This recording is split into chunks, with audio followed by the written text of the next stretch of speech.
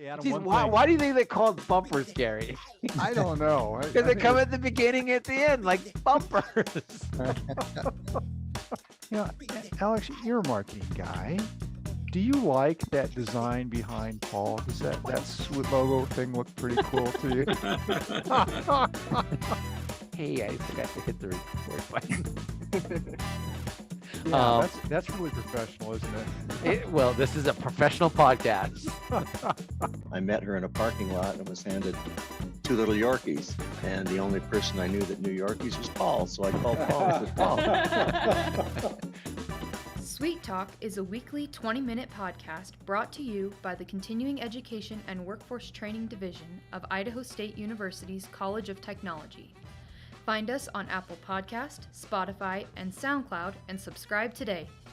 Now it's time to get started with Sweet Talk. Good morning, everyone, or afternoon, depending on when you're listening.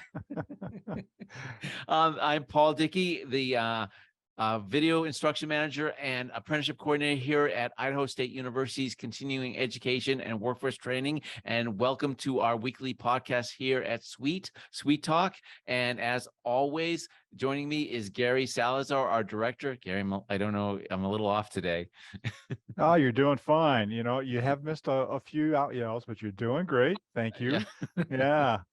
Yeah, I'm glad to be joining you here. And today's a very special day just on the calendar, too, for those who are not sure when we're going to get this out to you. Today is the 17th of March. It's St. Patty's Day. Yes, St. Patrick's Day. All right. Cool. Thanks for getting us kicked off here, Paul. We also have joining us Angela Wilhelm. Angela is our marketing coordinator here in Sweet. She helps get all of this set up. And Paul and Angela, we have a very, very interesting special guest with us today from inside our own building here at the college, the RFC building on the campus, Idaho State. This is joining us today is Svitlana Hoskin. Svitlana also goes by Lana. And welcome, Lana. I appreciate your being here. You are part of a mental health program upstairs in our 3rd floor as part of the Center for New Directions. So we're going to learn about what you're doing up there and things that are going on. Angela, Paul, this is also Friday, and you all have been, trucking it all week long. Lots of work on your doorstep. So very glad we have this chance to relax with our guest. Thank you for joining us. Lana or Svitlana, Yes. Forgive me if I go the wrong way on this thing. Can you tell us a little bit about yourself, and then we'll go into what you're doing upstairs on the 3rd floor? I'm an intern for Center for New Directions, and I'm graduating this spring with Master's in Social Work degree. And I've been enjoying working at Center for New Directions. And thank you for inviting me. You're very Thank you welcome. for being here. So Lana, what are you doing for Center New Direction? What are your duties? What are you doing for people? Mostly, I'm providing mental health services and participating in outreach activities that we do for community. For example, if people have career goals or educational goals, we participated yesterday at event at Holt Arena Tech Expo, Right. offering our services to high school students who are looking for higher education. Excellent. So you're providing mental health support, or are you providing them directions for resources? And are these people who are just using services for the Center of New Direction? We do all of these things. We offer personal and career counseling, and we do offer community, we connect people with community resources. Mhm. So we serve students from College of Technology and community members who are looking for career or academic related goals. Oh, okay. All right. So, so are you then working with a lot of students that might not have been what we consider traditional students at the Center of New Directions? And if so, do you find that they need greater support, or is it kind of like everyone's needs a helping hand every so often? Our services are individual and tailored for each person needs. And we do serve special population. We do help people who, for example, in career-oriented field, if people go to gender non-traditional occupations, and we help all members of community. Oh, okay. So, so I know Center of New Directions a lot of times help people who are just entering into the college field or college life that might not have traditionally. Do you find that maybe that they struggle a little harder, or is it something that you're just there to provide them the support? Again, because I think I get this impression that a lot of times that they're coming in and they're trying to do school and work and home and children, and do those things kind of weigh on them, and they need that additional support? You're right, it can be very challenging. And you mentioned school and work, and we have some students who are single parents, so they need extra support. And we have people who already been your guests. For example, Cherise, she is director of a START program, and you had Katie Leishman. She is coordinator for special populations. So we help people, people who struggle with some issues, single parents, non-traditional by gender. Also, we help people, LGBTQ community. Okay. We help Native American people from Shoshone-Bannock mostly, but we welcome all people from Native American community.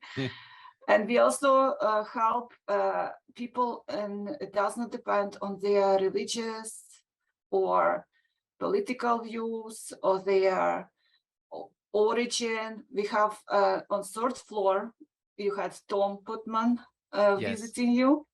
Yeah. We have English second language classes, and we provide mental services for those people too, because we have immigrants from Brazil, from Ukraine, from different countries. I just can't remember it. And they all take English second language classes, and if they need mental health services, we provide those too. Can I ask you a little bit more about your mental health services? Can you talk a little bit about what those services are, what they cost, and how people, like what types of people can access those services? Our services are confidential and free. Oh. Yes, you don't have to have insurance. You don't have to have, doctor referrals or anything like that. We also do crisis intervention.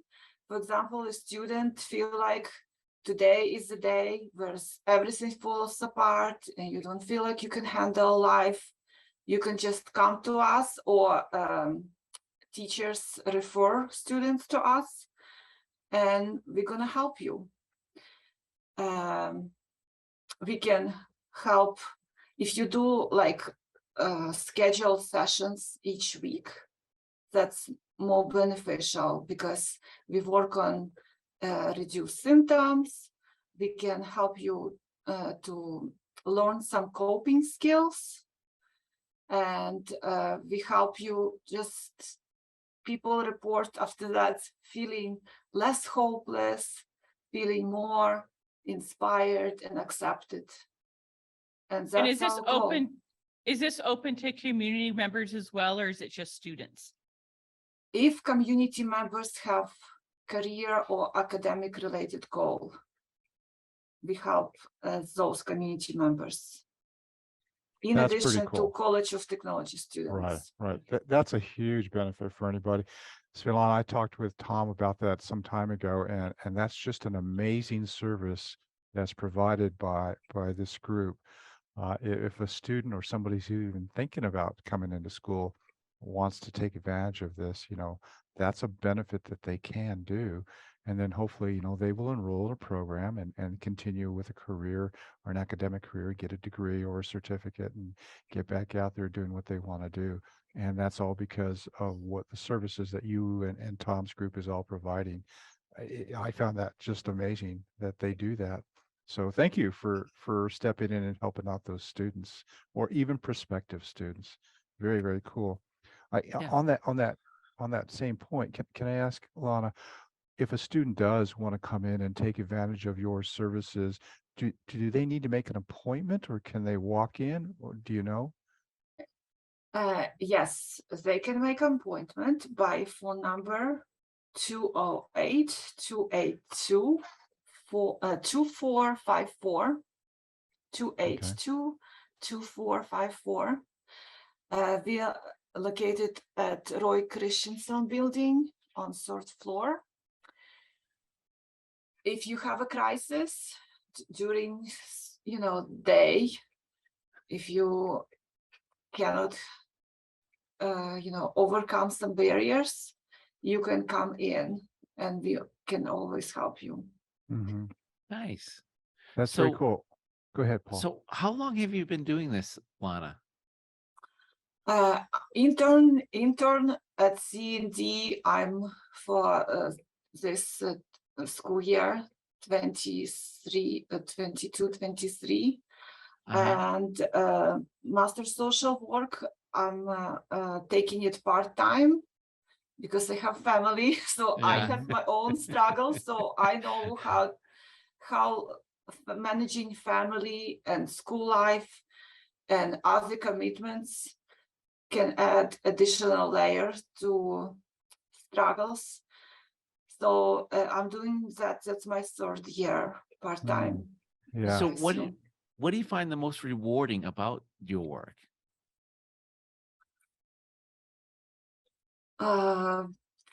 Feeling when people at the end of session, usually we ask, how did session go? Do you have any feedback for a counselor or me as a social worker?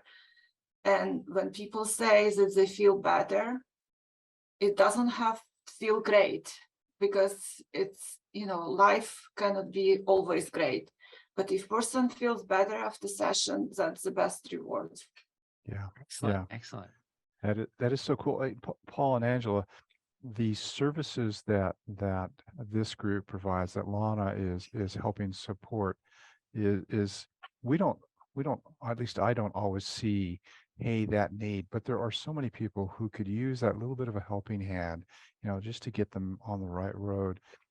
One personal experience at another school, I encountered a student who was just struggling so hard, and she had run out of any kind of possible avenues with the faculty and all, and she was on a really tight timeline to complete before her funding ran out.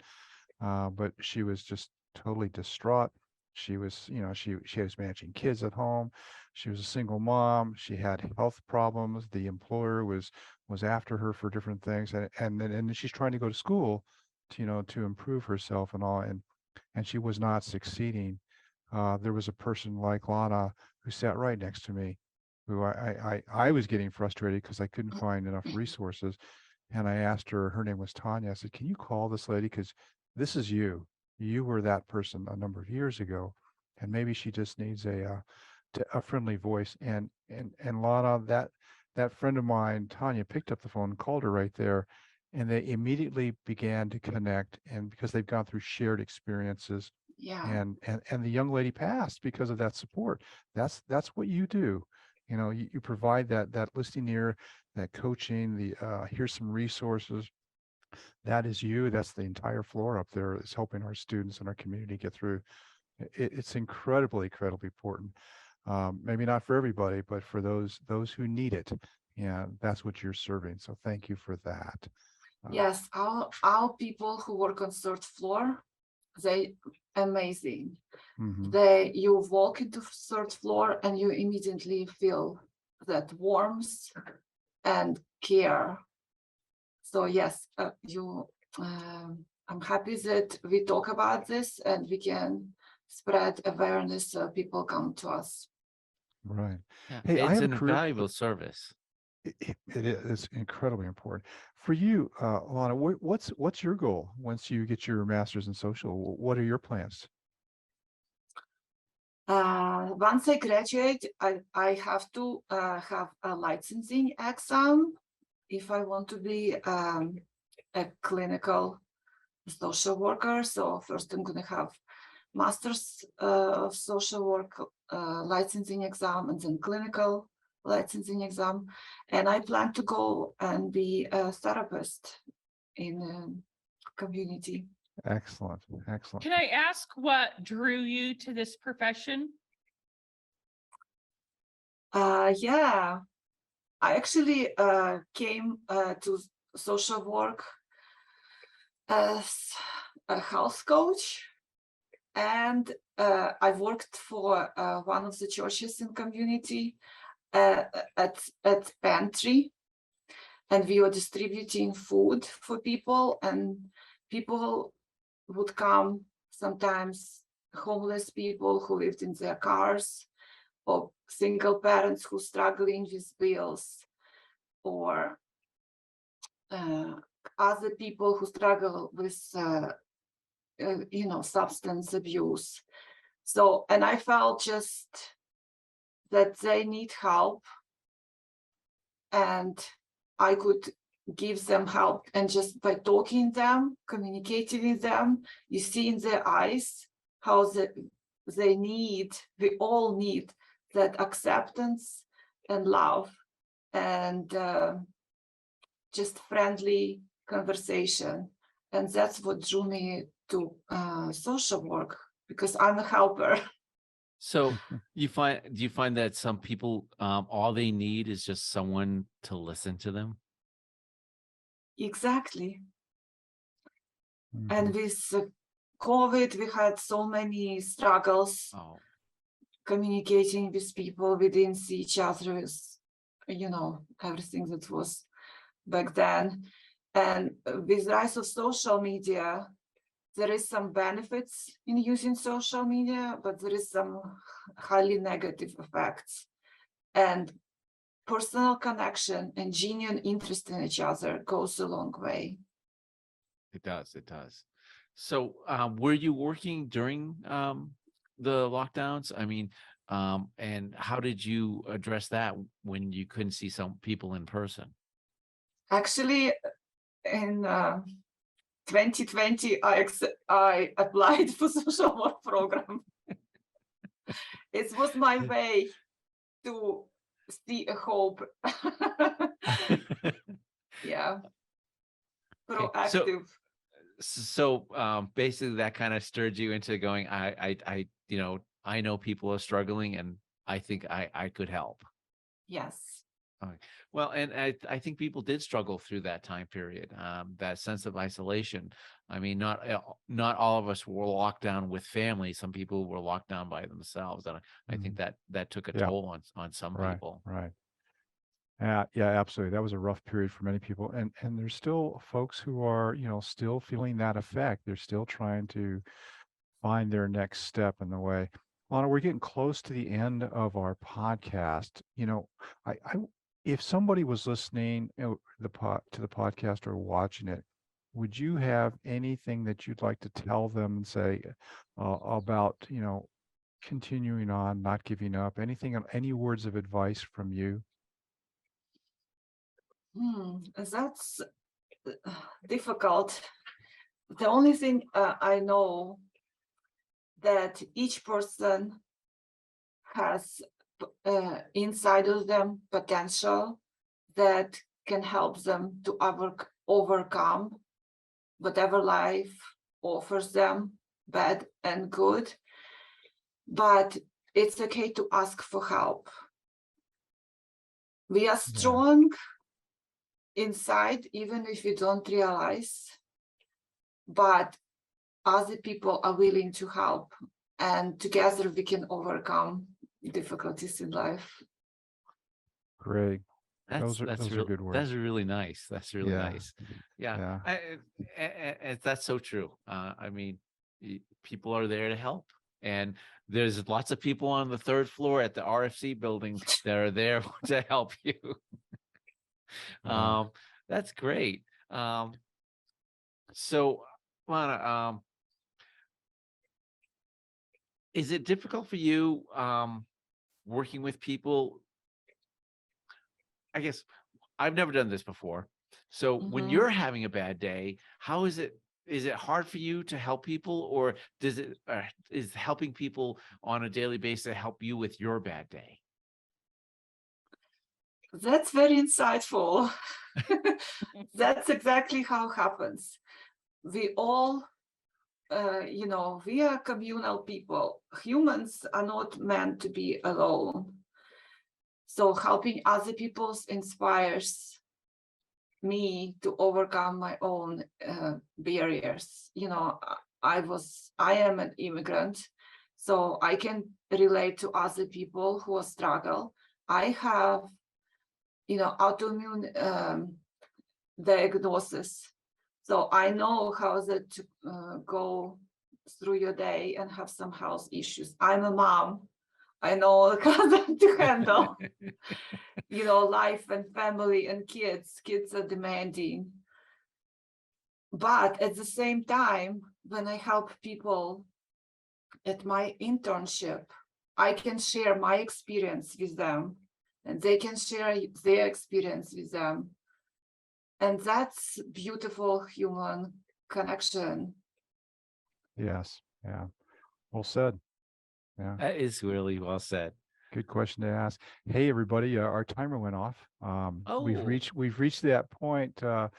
Lana, thank you for joining us for this podcast. We're going to have to start wrapping this up, Angela and Paul.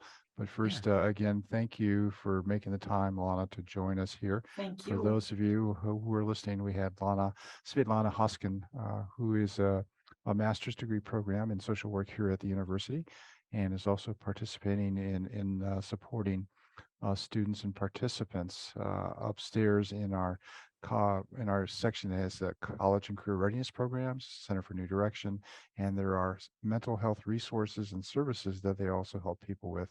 And as you heard today from Lana, she's working very hard to take care of those who have questions and encourages everybody who might want to find out more. And she did give the phone number. Let me repeat it.